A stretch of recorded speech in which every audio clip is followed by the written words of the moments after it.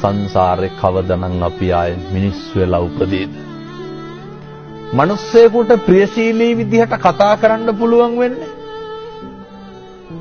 මිනිස්සු වෙලා ඉපදුනොත් විතරයි.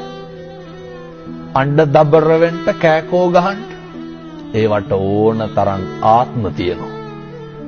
දැන් බල්ලෙක් තව බල්ලෙක් දැක්කහම මොකද කරන්නේ? අපි වගේ කොහෙද යන්නේ කියලා අහනවද? බුරාගෙන පනිනවා. හපන්ඩොට්ටු වෙනවා.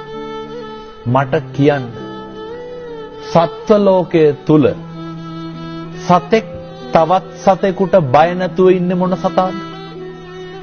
හැම සතෙක්ම ඉන්නේ තවත් සතෙකුට බය. හැම සතෙක්ම ඉන්නේ තවත් සතෙකුගේ ග්‍රහණයට ලක් වෙයි කියලානේ. පැහැදිලිද මම මේ කියන එක මනුෂ්‍ය ආත්ම භාවයේ තියෙන වටිනාකම?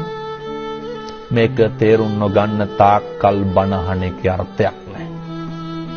කෙනෙකුට දෙන්න පුළුවන් දෙයකට තියෙන්නේ වතුර වීදුරුවක් නම් ඒක බොහොම ගෞරවයෙන් දෙන්න.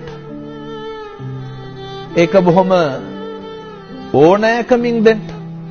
මෙහෙම දේශනා කරන්නට හේතුව තමයි පින්නතුනේ අපිට